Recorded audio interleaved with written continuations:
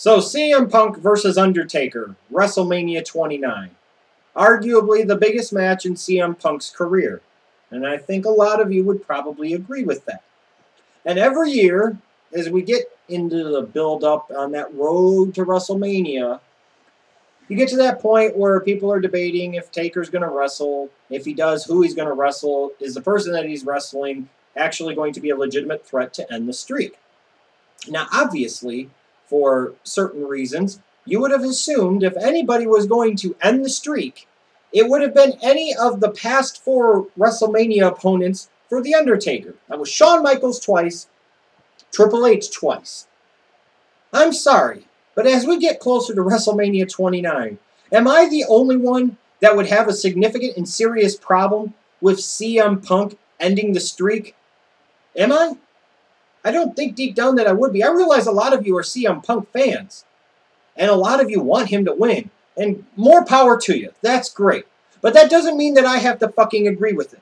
This is the same CM Punk that, in my opinion, has never really beaten John Cena 100% super duper clean. This is the same CM Punk that just jobbed to The Rock 2 times in a row at Royal Rumble and Elimination Chamber. This is the same CM Punk that in his 434-day title reign as WWE Champion played second fiddle on more pay-per-views than not as WWE Champion to a John Cena. This is the same CM Punk that couldn't even beat Triple H at Night of Champions 2011 when Triple H at that time had started to become basically a corporate suit and a part-time player. But now the WWE is expecting me to believe in this, to buy into the fact that CM Punk is actually a real threat and can legitimately end The Undertaker's streak. I call bullshit flag on that one. Not only to me is that not believable in any way, shape, or form, when you look at it from a business standpoint. You know, you can make the argument whether or not you believe Taker's streak should end or not. It's a matter of respect for him, all the years he was there. It should never end because it's something that has transcended the event. Versus all those years they put investment into it, what better way to get more return on that investment into Taker and the streak than to have somebody end it and go on. But we're talking about a CM Punk here that even, again, I will reiterate, as a champion for 434 days, over 1 calendar year, was never really billed as the main guy, was never really billed as the whole effing show, so to speak, to borrow a term from somebody else. If you're going to have somebody end Undertaker's streak, it needs to be somebody that's going to take that, it's going to put them at an entirely different level, and your entire company is going to be built around them. You're not going to build your wrestling company around CM Punk, a guy who's, what, in his mid-30s now. Same thing with John Cena, really. I don't even know if they have somebody in the company that is really, frankly, worthy of ending the streak. But you also have a CM Punk who, as long as John Cena is there, and as long as John Cena is in the picture, CM Punk is never going to be the featured guy. So why in the hell, after investing over 2 decades into this Undertaker character and into this WrestleMania streak that has extended to 20-0, would I end that to get a minimal return on its investment with CM Punk when he's never even going to be featured as the top guy, and you know he never will be? And not to mention the fact he may only wrestle a couple more years. How stupid would that be to take over 2 decades worth of investment to try and milk just a couple of more years out of it? You want to take that investment and get another 10, 15, 20 years out of it. Find some young lion that could potentially come across and has beaten everybody else. And Taker is the last guy that he's got to beat. And he gets that big stamp of approval at WrestleMania. So as far as I'm concerned, CM Punk ending the streak is nothing more than a bunch of bullshit. And if it happens, the company is full of shit. Period. All right. Here to talk about Aces and 8's. I realize that this, program has been going on for 9 months, and it finally came to a head at lockdown, and it did, it did take a long time. But now that Aces and 8's has a true leader, we know who that leader is. He has the TNA World Heavyweight title. Aces and 8's has a purpose. Yes, for 9 months, they did not. They really were kind of just there. We were all wondering, okay, who's going to be the leader of Aces and 8's? There was a lot of people that thought it was going to be Eric Bischoff. or anybody. But really, did everybody predict that it was going to be Bully Ray? No. Came as a shock and a surprise to a lot of people. But now that they have a world title in their hands, and it looks like that they probably could branch off and actually go for all of the titles in TNA, they have a purpose. Is this as good as the NWO? No.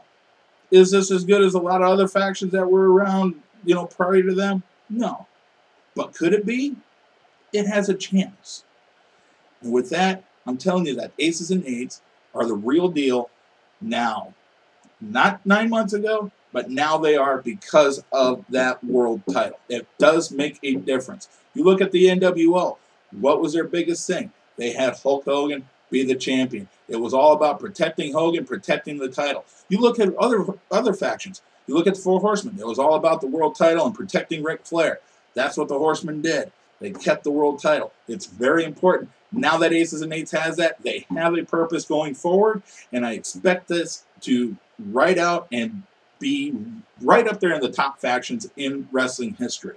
Yes, I said it. Wrestling history. You agree? Disagree? I don't care. It's my opinion. That's all that matters. Over and out. Bye.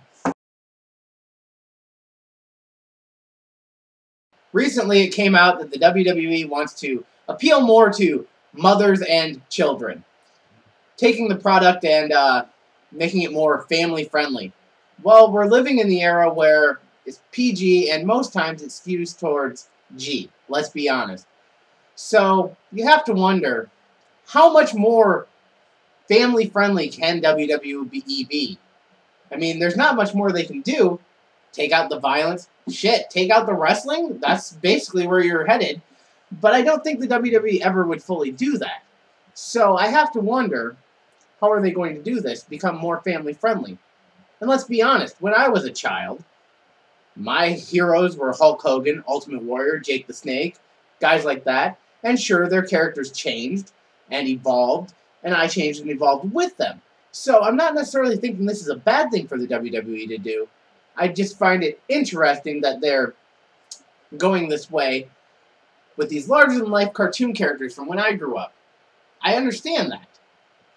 It's what brings kids in, and those are your future because they do grow with the characters. But are you alienating your adult fans, your young adult fans? Have you alienated them already? That's really what I'm wondering, because how much more G can you get, WWE? Let's be honest. You know, Jeff, I completely agree with you about CM Punk. They haven't built him up to be the pedigree of guy that The Undertaker should face at Mania, that we should even question that the streak's gonna end. I'm sorry, I don't even think he's in Batista or Edge's category, let alone Shawn Michaels or Triple H. I'm just not buying at all. He's not built up well enough to be the guy that, he's gonna end the streak. WrestleMania opponent, I think it's a matter of respect, and I think he deserves that spot. But even by association, just having that match, even having a great match with Taker and losing, it elevates him. It just, if he ends the streak, why? Obviously, I'd agree. What about you? I tell you what, if they make WWE even more vanilla than what they already are, how is that going to play out with a Brock Lesnar and Triple H match when you know that it's going to be hard hitting? how can they really go more vanilla though? But if they try, it's like, what are they going to do? Have staring contests at each other? You know what I mean? So that they don't touch each other, so that it's more friendly. You know, whatever. It's just a joke if they go that far. I guess my thing is, I heard you say that you think Aces and 8's could go down as one of the greatest factions of all time after 9 months of sucking. Now all of a sudden, just because they have the world title, we're supposed to forget all the dumb stuff they've done, all the losses that they've had.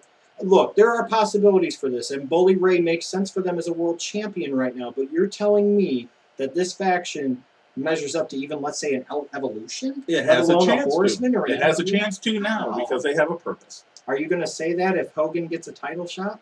Yeah. I mean, this is a group ultimately. This is a group ultimately led by guys in their 40s, feuding with a guy primarily first and foremost that's in his 50s. That's aligned with the guy that's almost 60. Now, if they do it where they have Matt Morgan, maybe AJ Styles get in the mix at some point here, I could be a little more interested. I'll give you that.